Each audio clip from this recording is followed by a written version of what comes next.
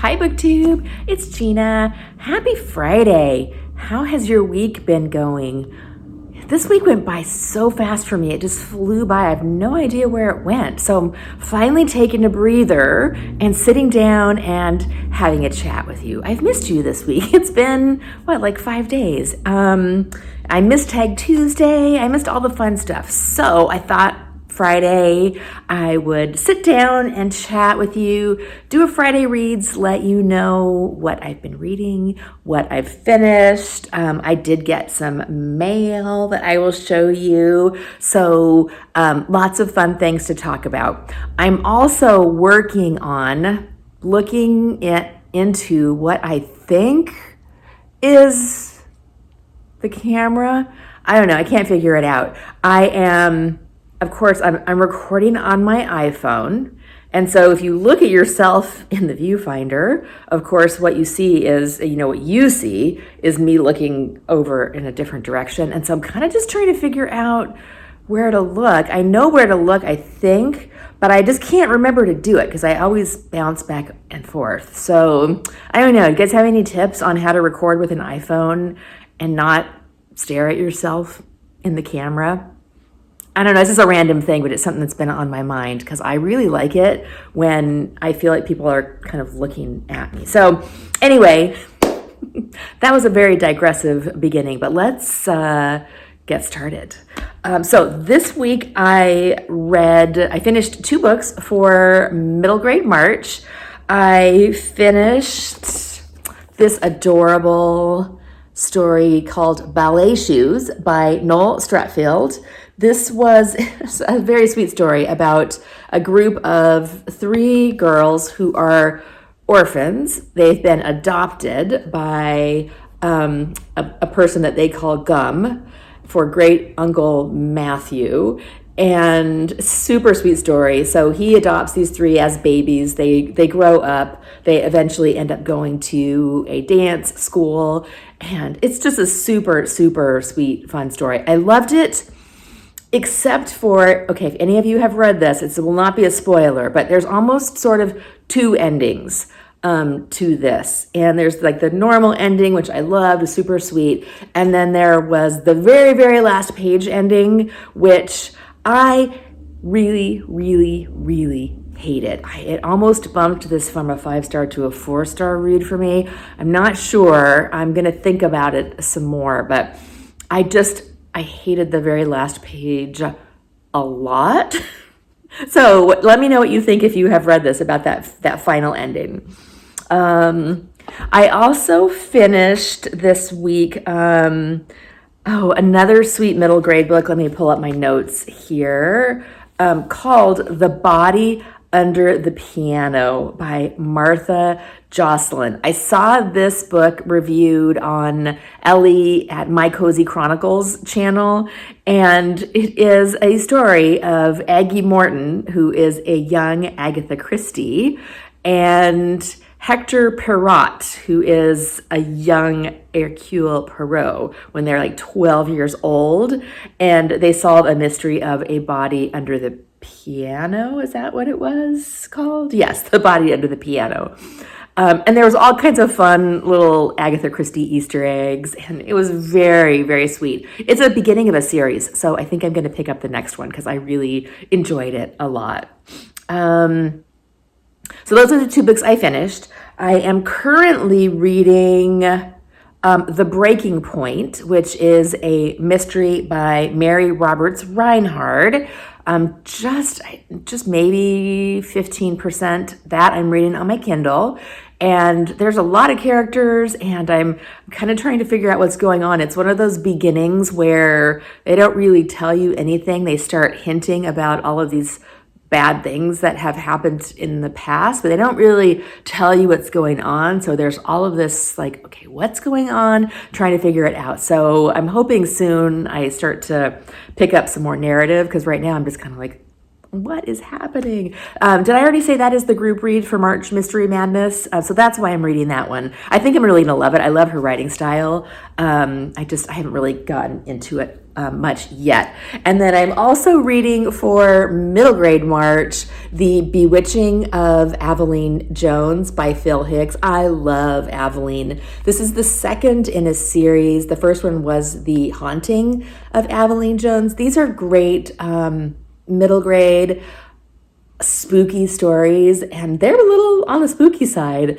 So really fun maybe for reading in the spooky season in Halloween. But I'm loving this. It's I'm gonna read you a little passage from this one because there are definitely some cozy scenes in it too. So Aveline's been out kind of romping around. She is on a holiday in a cottage in the country with her mother, and there are some stones, like a Stonehenge called the witch stones nearby her. And so she's out kind of tromping around, and she gets back to their cottage. And the paragraph is, later, after a lazy day relaxing at the cottage, they'd eaten and Aveline had beaten her mommy cards. Then she went to her room and yawned long and loud. Being tired when you were on holiday didn't matter so much. It wasn't a school night, and with her mom in no rush to get up and do anything in the mornings, she could sleep for as long as she wanted. Her room was small and cozy, her bed soft, and she had a perfect view of the stones from her window. Being late summer, the sun was only just setting, but it had decided to go out in a blaze of glory. And then it goes on to talk about the sunset, and it's just super sweet. And I love the story. It's intriguing and a little spooky, little cozy details thrown in. So I'm really enjoying this. I'll finish these 2 books this weekend, and then probably pick up, I have one more. I still want to read Lynette's and Valerian's, which is middle grade by Elizabeth Googe. That was on my TBR. But I'm not sure if I'm going to get to that one. I still have a few days after the weekend, so I should be able to get to it, but I'm not sure yet. So that's what I'm currently reading. My book mail. Okay, you guys, I'm super excited about this. This is The Essential June Jordan. I'm edited by Jan Heller-Levi and Christoph Keller. And I saw this book reviewed on Kevy's channel, Say Kevy, and she read one of these poems, and I really wanted to get this book. I'd like to read it. Kevy did a video called You Have to Read June Jordan, or Why You Should Read June Jordan. I'll link it down below. I'm sorry, I don't remember the exact title. But her reading of the poem was spectacular. It was angry and gritty and beautiful, and she just did such a great reading. I want Kevy to read this whole book to me because she did a great reading. So I will be picking this. It's probably a book that I will dip in and out of and not read start to finish. This is her poetry. She's also got essays, which I'd like to get some essays too, because essays are probably more my style. I'm not much of a poetry reader, but this one just really, after hearing Kevy read it, I knew I wanted to grab it and immerse myself in this poetry, because it was absolutely spectacular and brutal and wonderful and horrible all at the same time. So I'm excited to have gotten this in the mail. I also ordered 2 more. I got this from Thrift Books, and I ordered 2 more books with this that have not yet come. So I'll show you those when they arrive. I also bought, I'm not really considering this a book, but I bought this Antiquarian sticker book. This is the Bibliophilia edition. Isn't this gorgeous? It is actually a sticker book. So I'm not counting this on my spreadsheet of books bought because it's not really a book. You can't read it. So it's more art supplies.